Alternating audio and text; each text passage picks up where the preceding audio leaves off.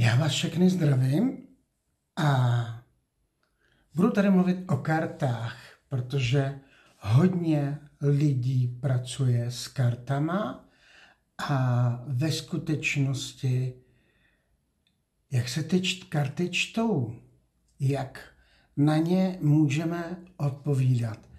A já vám ukážu takový správný trik, který já osobně mám, který já používám.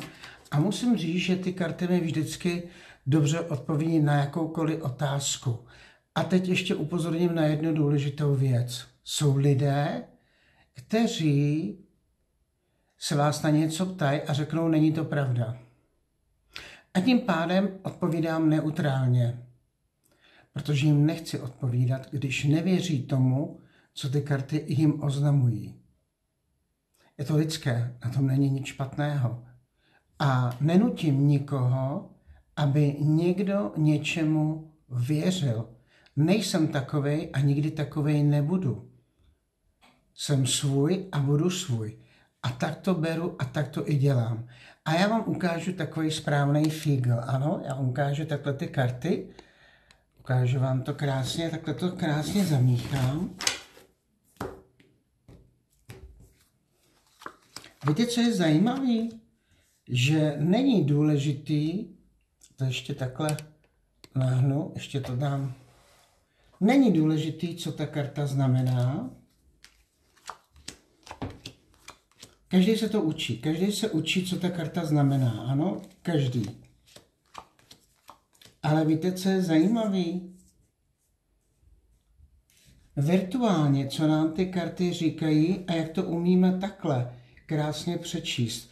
To je základ výkladu karet, abych mohl odpovědět a dokázat říct pravdu, co v těch kartách je.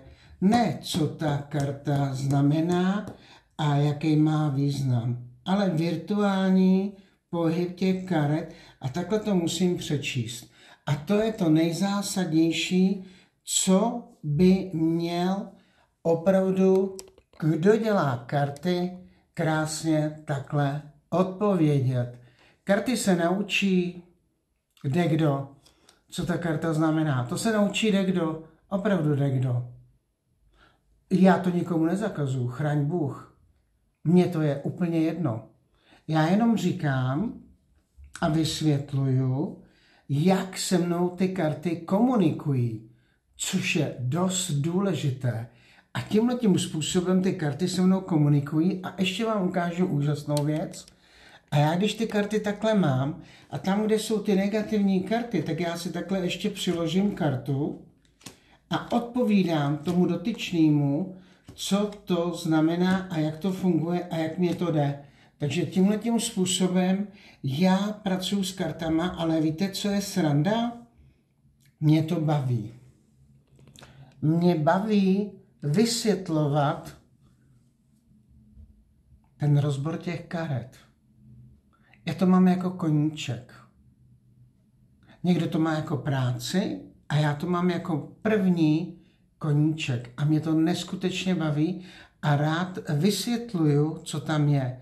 Jsou lidé, kterým něco řeknu a řeknou na rovinu spíš tu negaci. A dávají tu negaci. A jsou naštvaný. Ale já je takhle musím brát. Já nejsem člověk, abych rozhodoval za ně. Vždycky se musíte rozhodnout vy. Já vám řeknu, co ty karty říkají. A jestli opravdu máte šanci to dokázat, vyměnit ten barák, udělat tu školu, vysvětlit opravdu ty přítelkyni, že jsem ten pravý, nebo jsem pro tu ženu ideální partner, nebo jestli ten člověk to ke mně myslí upřímně. Ještě mám takovej dar od Pána Boha, že já se rukou nacítím na toho člověka. Ten člověk, protože já cítím jeho energii. A já se tou energií nacítím na toho dotyčného a vlastně ve skutečnosti on sám mi řekne, co tam je a čím se trápí, aniž by promluvil. Ale zase oponuju v tom smyslu, já to mám jako koníček. Mě to baví, opravdu mě to baví. Ale jsou lidé, kteří mě do něčeho nutí a to já dělat nechci.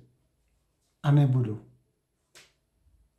Dělám to, co mě baví, odpovím na to, co mě baví a víte, já vám něco prozradím, úplně lidsky vám prozradím něco. Mě neskutečně baví, když můžu rozebrat ten váš problém a pomoci vám. Tohle já mám úplně nejradši a z toho mám největší radost. Proto jsem kartář Láďa. Já vám nebudu říkat, že tato karta je domov, když to není pravda. Já vám neřeknu, že tohle je utrpení, když je to ve skutečnosti karta lásky. Já vám nebudu říkat, že tohle je moje babička, když to není pravda. Tohle nedělám. Mám úžasný takový dar. Ani nevím, jak to ke mně přišlo. Já numerologii nedělám. Se mnou ty čísla komunikují, opravdu komunikují. Já si napíšu, když mám opravdu velký problém, tak si napíšu ten rok narození a ty čísla se mnou komunikují a já odpovídám na to, co mi ty čísla říkají.